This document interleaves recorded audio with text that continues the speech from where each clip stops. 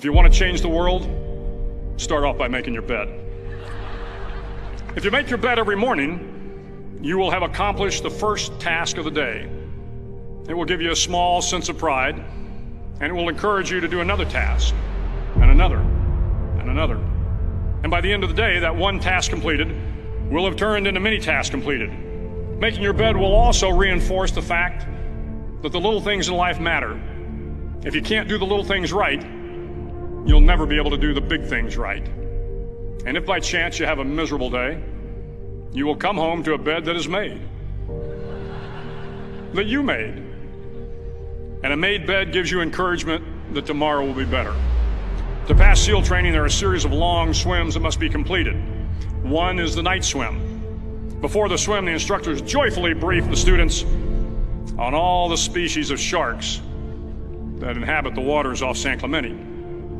They assure you, however, that no student has ever been eaten by a shark, at least not that they can remember.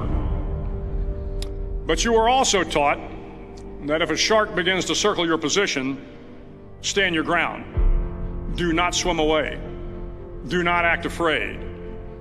And if the shark, hungry for a midnight snack, darts towards you, then summons up all your strength and punch him in the snout, and he will turn and swim away. There are a lot of sharks in the world. If you hope to complete the swim, you will have to deal with them. So if you want to change the world, don't back down from the sharks. Over a few weeks of difficult training, my SEAL class, which started with 150 men, was down to just 42. There were now 6 boat crews of 7 men each. I was in the boat with the tall guys, but the best boat crew we had was made up of the little guys, the Munchkin crew, we called them. No one was over 5'5". The Munchkin boat crew had 1 American Indian, 1 African American, 1 Polish American, 1 Greek American, 1 Italian American, and 2 tough kids from the Midwest. They out-paddled, outran, and outswam all the other boat crews. The big men in the other boat crews would always make good-natured fun of the tiny little flippers the Munchkins put on their tiny little feet prior to every swim. But somehow these little guys from every corner of the nation and the world always had the last laugh, swimming faster than everyone and reaching the shore long before the rest of us. SEAL training was a great equalizer. Nothing mattered but your will to succeed, not your color, not your ethnic background, not your education, not your social status. If you want to change the world, measure a person by the size of their heart, not by the size of their flippers. The 9th week of training is referred to as Hell Week. It is 6 days of no sleep, constant physical and mental harassment, and 1 special day at the Mud Flats. The Mud Flats are an area between San Diego and Tijuana where the water runs off and creates the Tijuana Sloughs, a swampy patch of terrain where the mud will engulf you. It is on Wednesday of Hell Week that you paddle down to the Mud Flats and spend the next 15 hours trying to survive the freezing cold, the howling wind, and the incessant pressure to quit from the instructors.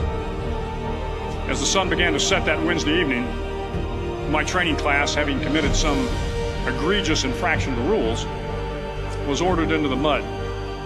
The mud consumed each man till there was nothing visible but our heads. The instructors told us we could leave the mud if only 5 men would quit. Only 5 men, just 5 men, and we could get out of the oppressive cold. Looking around the mud flat, it was apparent that some students were about to give up. It was still over 8 hours till the sun came up. 8 more hours of bone-chilling cold. The chattering teeth and the shivering moans of the trainees were so loud, it was hard to hear anything. And then one voice began to echo through the night. One voice raised in song. The song was terribly out of tune, but sung with great enthusiasm.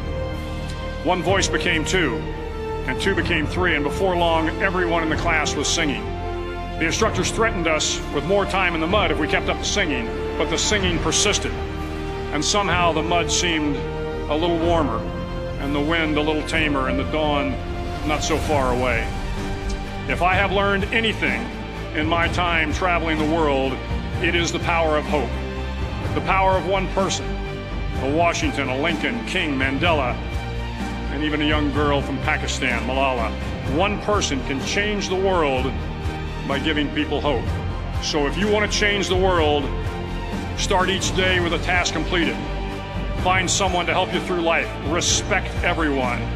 Know that life is not fair and that you will fail often.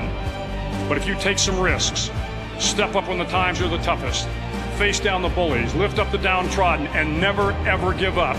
If you do these things, the next generation and the generations that follow will live in a world far better than the one we have today. And what started here will indeed have changed the world for the better.